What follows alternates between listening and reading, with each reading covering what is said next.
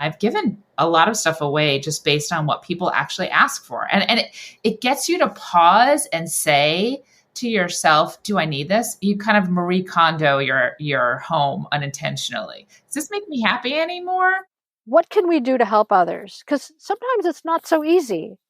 You want to help others, you want to do something good for the common good, but sometimes it's kind of hard to find out where, do I donate to them? Do I do this? Like, it's so annoying. I got to fill out forms, whatever.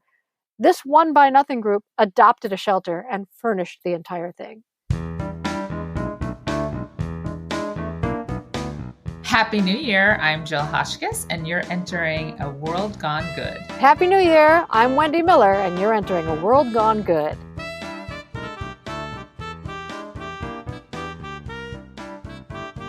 Well, happy 2022, my friends. My name is Steve, and this is World Gone Good, the podcast where we shine the light into the darkness to prove there is still good to be had, and plenty of it. Kick off the new year by helping us spread the good of this here show. How, you ask? Well, you can share it on your social media and subscribe, rate, and review right where you are listening right now. By doing each and any and all of these things, you help make the world a gooder place. And for that, as always, we say thank you. So it is a new year indeed, and it's more than time to go out with the old and in with the new. Why are you keeping those shoes you haven't worn in how long? Those shirts that are hanging in your closet that you haven't worn since pre-lockdown because you haven't gone to an actual office? It's almost 2 years now. All that stuff has gone out of style. When you do have to go back to work, you're not going to show up in that, are you? Someone's going to say, you're wearing that old thing? They're not going to even be, nice and fake it and be like, I love your outfit. And you get to be the one to say this old thing. No, they're just going to point it out like, that old thing? You wear that pre-pandemic. It's time to let it go. It's time to let a lot of stuff go. If you're insulted by what I just said, it might be time to let that go. My guests today know a little something about letting stuff go and making room for the new to come in. Jill Hotchkiss and Wendy Miller are members of the Buy Nothing Project. Wait, they're not just members, they're also neighbors. And they're not just neighbors, they're not just members, they also launched a podcast about it.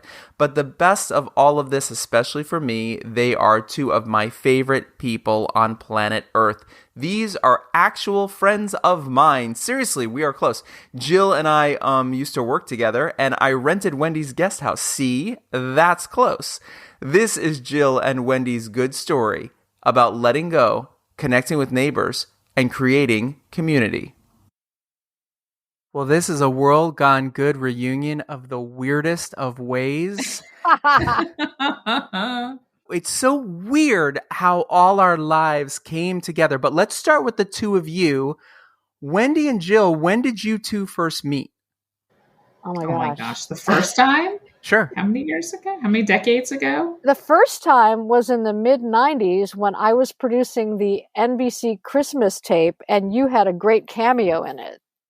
And I just knew you as someone from New York who had a walk-on and a really funny line. And it was in the tape and I didn't even know who you were. We have to find that tape. I have it.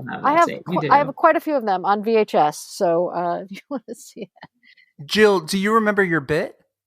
I can't. I remember it. I remember Wendy interviewing, but I do not remember the bit. She literally walked across the stage and said, "Oh my God, I finally made it to the NBC Christmas tape." That's it. That was her bit. That was it. Because at NBC, they would totally pimp you and make someone do the Christmas tape one every year. And it was like a Friday, we were having our meeting and I went, I don't know, I was MIA for some reason. And I came back and everyone had this weird look on their face and they're like, guess who's doing the Christmas tape? I'm like, what? No, what? And so I turned it into a 1970s fake, Christmas special with our animated character, Johnny Chimes, who was a complete disaster.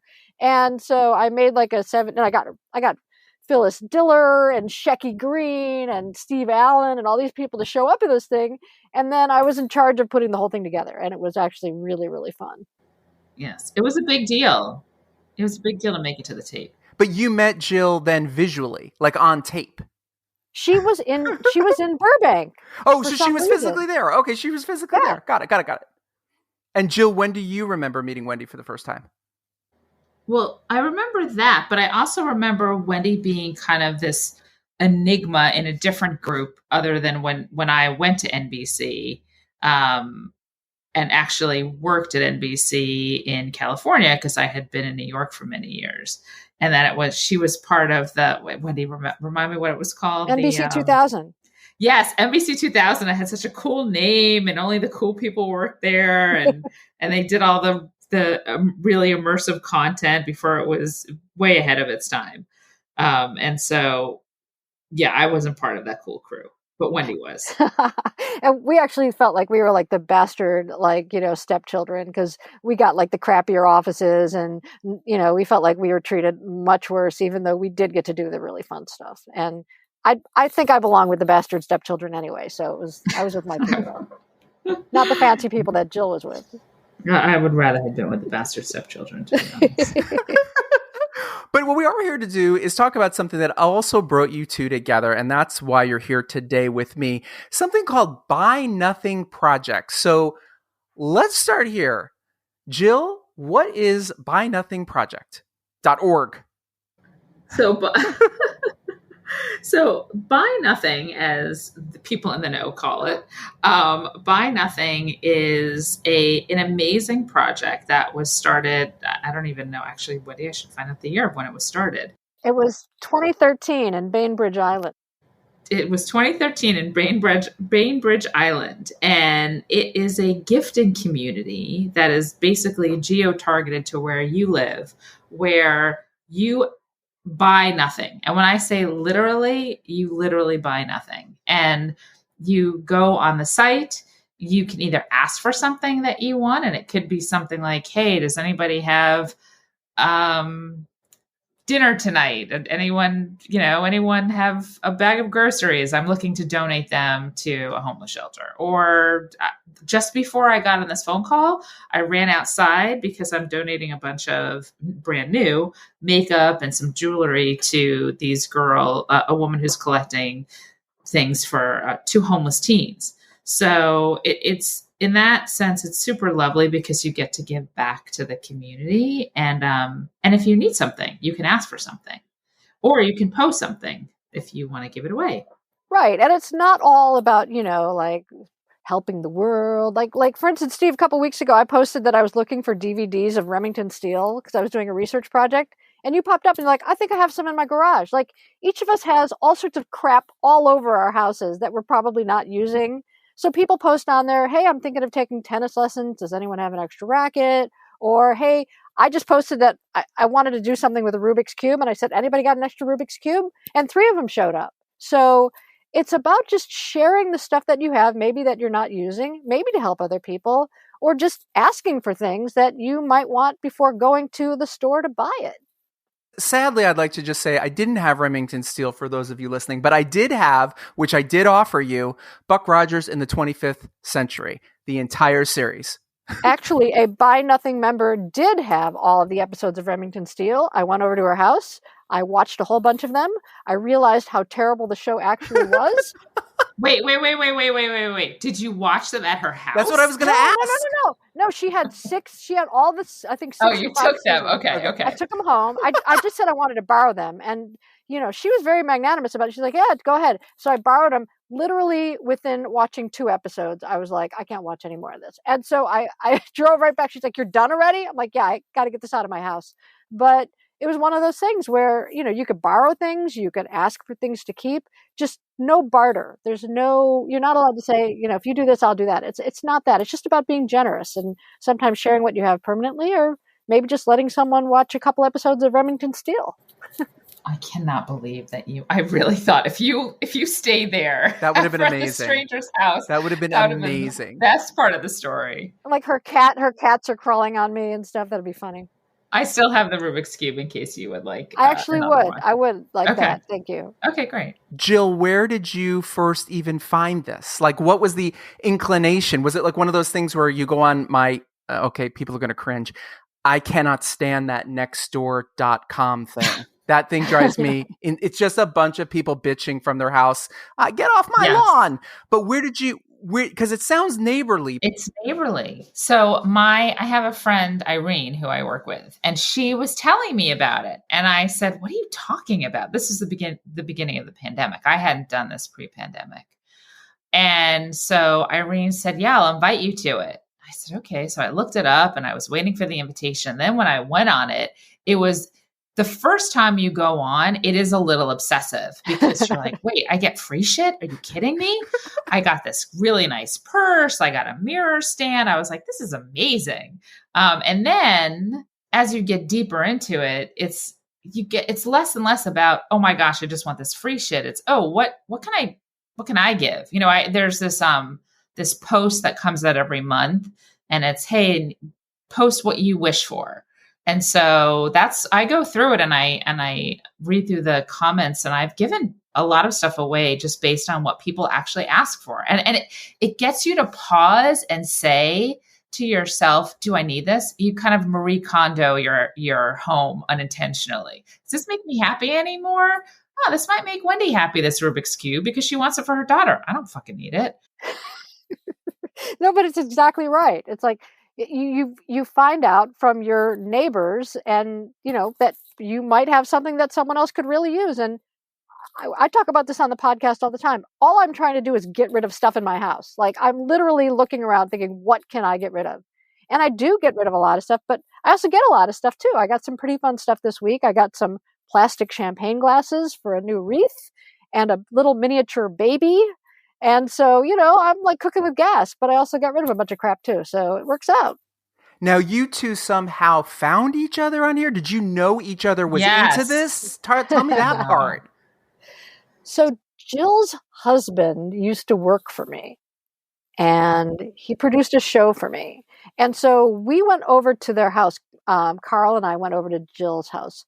And the whole time, Carl and I were like, we really like Jill. We really like Jill. But, whatever. And so I knew her as the wife of this guy that worked for me. And an NBC person. And an NBC person. Right. Yeah. And Jill, you have the right at any time to say, edit this. Keep going, Wendy.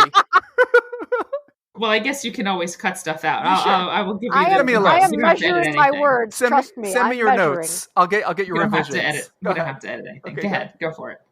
So that's how we just kind of rekindled our friendship then. But then she and I were both on Buy Nothing, and I would see her name popping up all the time. And I was like, I know her. I love her. And then I would see these ridiculous things, and we just started texting each other. I think through Buy Nothing, right? Well, wait. Got to back up. This all wrong. I mean, it's all wrong. No, you're not getting it all wrong. It's not all wrong. So we actually hadn't spoken for a couple of years after, not because of anything, only because of life. Yeah. After and our girls took dance together, maybe. Yeah, they were dance class together, and now they're at high school together. Like there's a lot of intersection.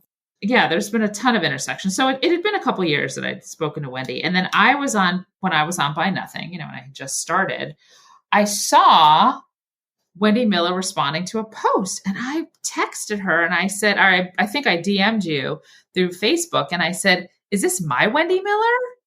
And she said, yes, this is your Wendy Miller. I was like, oh my God. And so then we started texting. Now you can finish the story. Yeah, so we started texting, and our group, along with a lot of generosity, no offense group, but there's also a lot of crazy.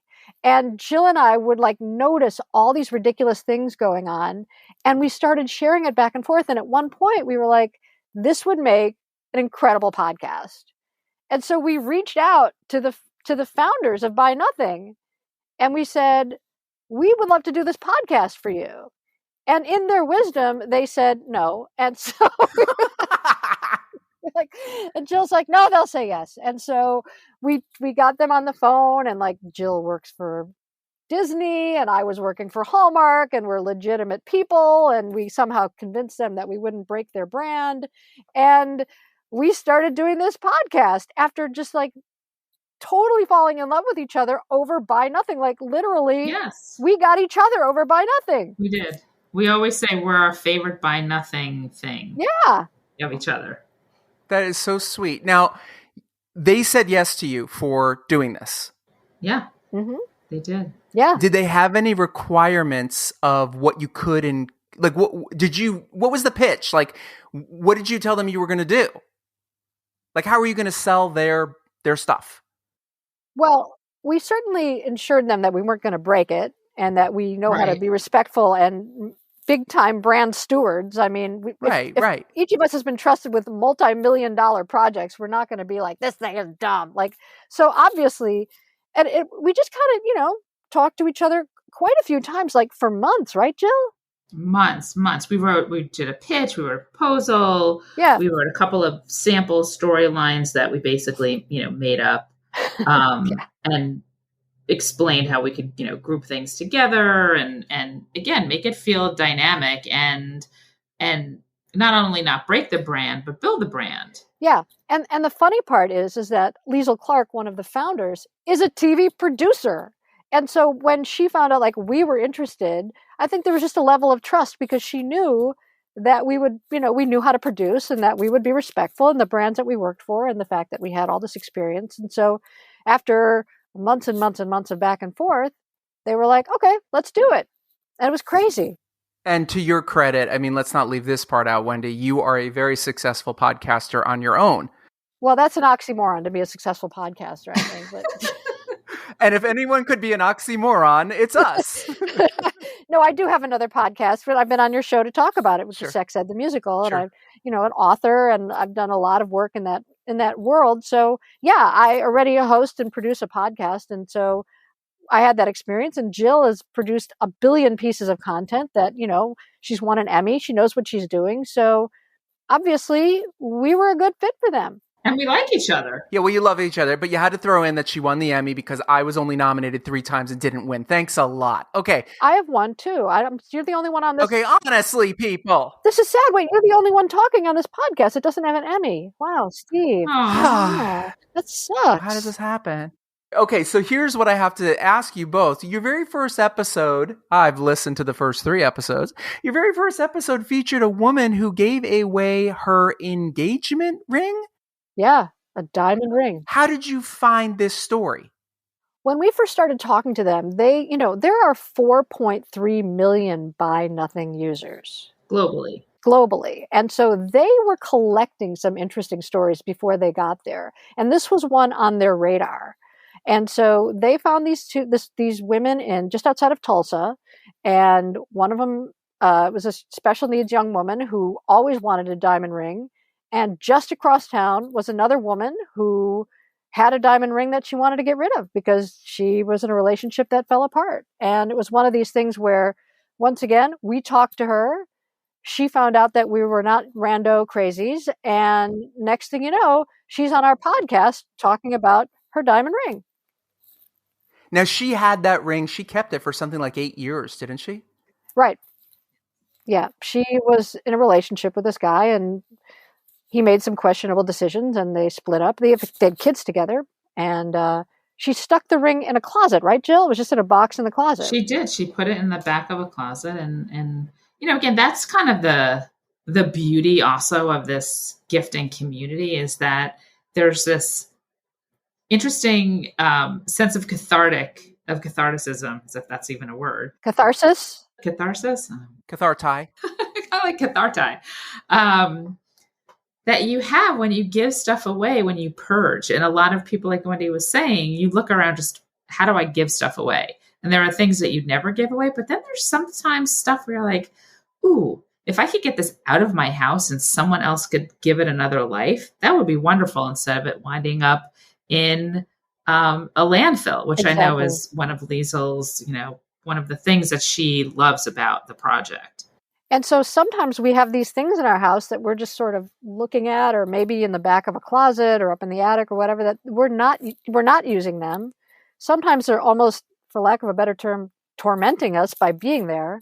By being able to share them with someone else who really, really wants it, you're doing a good deed, and you're also getting rid of that negative energy in your own house. One man's trash is another man's treasure. Right. You just never know. Right. Like Wendy and I were at this Buy Nothing swap meet last week. Yeah. And it was fascinating. Everybody there was you brought and then you took. Although you didn't have to bring anything. I brought bags of stuff because I wanted to give more stuff away. But it was like being at a free garage sale. The rules were bring something nice to share with the community. And some people obeyed that and showed up with some really cool stuff. And there were tons of clothes and games and records and appliances. And it was pretty crazy. But then there was also like a box of nails. And then somebody literally took their junk drawer and dumped it in a box. It was like old like Chinese food menus and like,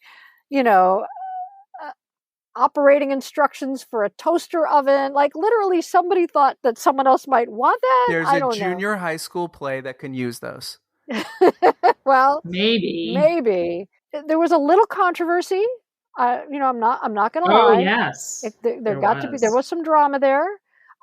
Because when it comes to free stuff in large groups, some people get a little excited.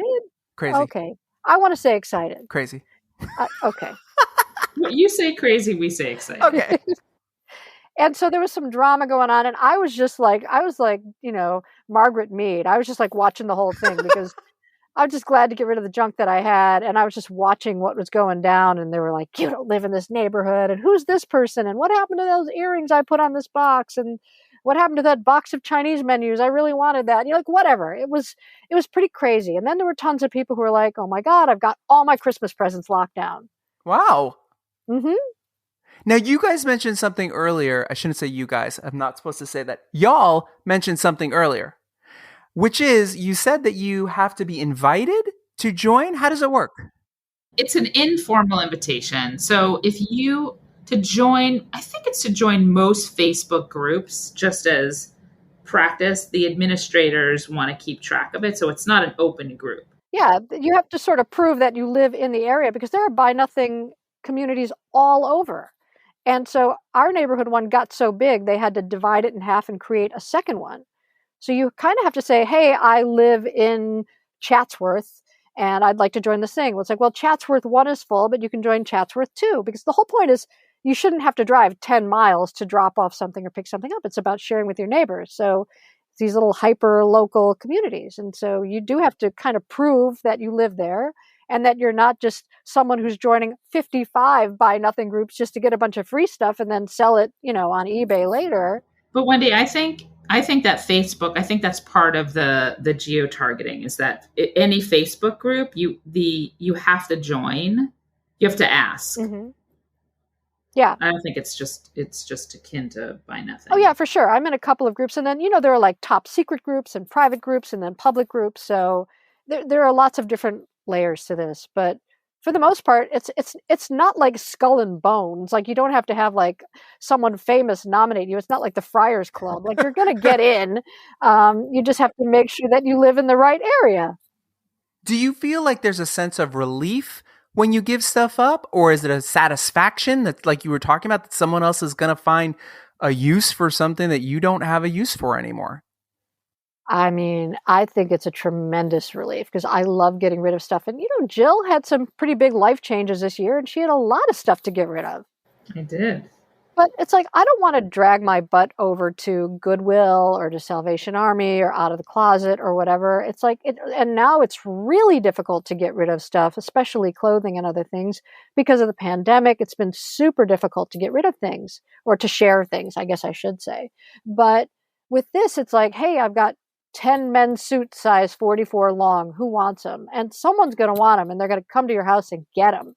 So it could not be easier. And then sometimes you get to meet them. And so you see, they say, hey, my son is just starting a new job. He has nothing. This will be so helpful for him. Thank you so much. And so that part of it is just so rewarding because, you take something over to Goodwill, it's like, it's gone and you really don't know. And that's part of the drill. But in this case, you really see, 10 people will ask for it and you get to choose whoever gets it. And whoever you choose comes and picks it up and it's awesome. Our neighbor next door, like years ago, put out this like crappy shelf and it sat out there for like 3 days by the curb. And then I just said to Jim, I was like, carry this. We're taking this. He stained it, shellacked it, everything. And it's like this dumb little piece in our backyard deck that everyone asks us about. Like, ooh, where'd you get that? Where's that from? Is that antique? And I'm like, it was barely standing up on the curb, but I was like, no one said, let's go. Yeah, why not? We gave it a new use. We gave new life to it. Exactly. And to be clear, there's some really nice stuff that gets offered in our group. There was like a whole week where this woman was giving away all these like silver-plated serving dishes. Did you see that, Jill? The lady was like, I missed that. Oh my God, tons of stuff, appliances and tech stuff and brand new ski wear and like some really posh items that they're just like, yep, take it. So it's not just, it's not curb finds. Like there are some really nice things being shared, a lot of generosity. The fact that with Goodwill, right, you pack it all up, you put it in Goodwill's a great organization. You pack it up, you put it in your car, you bring it to a huge bin and it disappears. It was never there. In your house, it's gone. It's not even like there's no memory of it, etc. But with this group, with Buy Nothing, I gave away a washing machine, and I needed a new dryer. I'd fixed my dryer on my own too many times. I'm like, I need to treat myself, and I'm getting these new appliances. And so I put the washing machine in the group, and a woman and her son came over. And she was so thankful. Like it took a couple of trips too. They had to measure, they got the wrong truck. And I was like, it's okay. Like, I whatever it takes to get rid of this thing so it doesn't go into a landfill. Right. And so a couple of days later, she again said, thank you so much. I really appreciate this. She dropped off a thank you note in my mailbox because obviously she knew where I lived. And it was the loveliest thank you note where she said, this makes such a huge difference for me and my family. I have 7 kids and thank you so much. And I was a washing machine that normally I would have had someone come and haul away, and I would never have given that washing machine in my life another thought.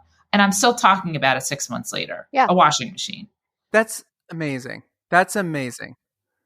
There's a women's shelter that was adopted by a Buy Nothing group just in the next town over. And this one Buy Nothing group furnished the entire women's shelter with beds and dishes and clothing and sheets and towels. They basically adopted it. So the people who were running the shelter didn't have to spend any of the money on that, and they could spend the money on other things to help these women who were homeless. And that's what's kind of going on. It's like part of it is just about what can we do to help others? Because sometimes it's not so easy. You want to help others. You want to do something good for the common good. But sometimes it's kind of hard to find out where, do I donate to them? Do I do this? Like, it's so annoying. I got to fill out forms, whatever. This one Buy Nothing group adopted a shelter and furnished the entire thing. And that's the kind of stuff you can do in Buy Nothing. Jill, where do people find Buy Nothing online, the site? So there is an app. There's the Buy Nothing app. So if you go to the App Store, that is where you can find probably the most immersive experience. And you can still find it on Facebook. And then there is the Buy Nothing Project, which is as well on the interwebs. And then Wendy, where do people find the podcast? Podcast is available on Spotify, it's on iTunes, and it's available wherever you listen to podcasts. Buy Nothing, the podcast. We close these shows with 3 questions. Don't panic. You know the answers. Wendy's done this drill before, so we'll start with her. First question, Wendy and Jill, starting with you, Wendy. Where do people find you online? How do they follow you and get to know you more? Plug away. To find me online, go to thewendymiller.com. That is my main site, and you can see all the stuff that I'm up to, find out about my book, etc. If you want to follow my podcast, which is called Sex Ed the Musical, go to sexedthemusical.com. And Jill, where do people find you online? Where do people find me online? That's a very good question. You can find me you can find me obviously on the podcast with Wendy. And then you can find me on Instagram, and my handle is Jill Naomi 100. I'm not fancy like Wendy and have written books and do another podcast. No, you're not fancy. You're just running an entire massive department for a gigantic corporation. You're not fancy at all. She's the head mouse there. She's a big mouse. She's a big mouse. Big old mouse. This is a question that we've asked that we close the show with. There's 2 questions we close with. Here's the first one. Jill, I'm going to start with you. Wendy gets to luck out and hear what it is first. And the question is, who inspires you? Oh, that's a deep question. How many hours do we have for this podcast? I have 2 answers for that, and I won't make it long. My daughters inspire me more than anything in the world. Their resilience. They're 2 amazing, wonderful humans, and they are definitely my heroes because they have been through a lot in the past few years. And again, they're wonderful. And then I would say the other people that inspire me, I kind of get inspiration from everyone I meet. If I am lacking something, I'll search it out and look for that inspiration. Wendy inspires me. You inspire me. My dear friends inspire me. There's so much out there in the world to learn. So I'm a student of the world. Wendy, who inspires you? People who live authentically inspire me. And that's so, it sounds like a broad, corny response, but in so many different walks of life, I encounter people who are just putting themselves out there and taking risks, and they just don't care what other people think. And I'm just so inspired by that because I try to live like that too. I try to just sort of do my own thing, do my best thing, and not care what other people think, because why should I? So that people who live authentically and bravely absolutely inspire me. Also, I hate to crib from Jill, but I have a 15-year-old, almost 16-year-old kid who blows my mind on the regular. And I just look at her and I think, oh my God, if I could just be like 10% as groovy as you, my life would be set. So I look at my kid and I'm just blown away and inspired by her courage and her talent and her goofiness and her sass towards me when I deserve it and all sorts of other things. And I just feel very lucky to be on this planet. And the final question that we end every show with, we're going to punt to Miss Wendy first. And the question is, it's not even a question, it's a statement. Tell me something good. Well, it's a little personal thing. Is that okay? Please. My mother had a breast cancer scare earlier this year, and she just got her pathology back, and she's all clear. Yay! So that was a big thing for me. That is so good. Yeah. Jill, tell me something good. This is going to make you laugh. I have a garden, and during COVID, I have discovered my green thumb. And I went out on Friday just to check and prune a little bit. And I discovered that I had grown an eggplant.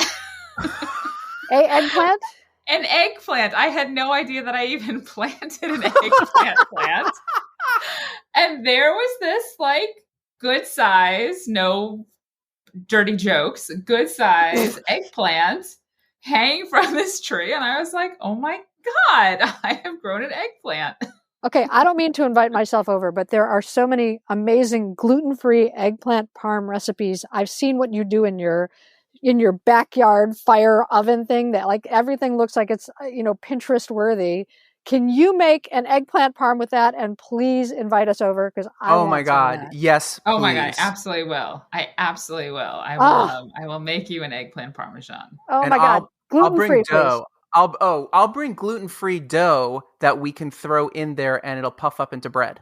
Oh, yum. Okay. That sounds lovely. Or just set itself on fire and we'll have to call the fire department. I don't know what's going to happen. No. It's fine. Once it's in the oven, you don't have to worry about it. No, the stuff that you're making looks so good and I cannot wait to try that. Well, thank you. Well, we'll have it. Done.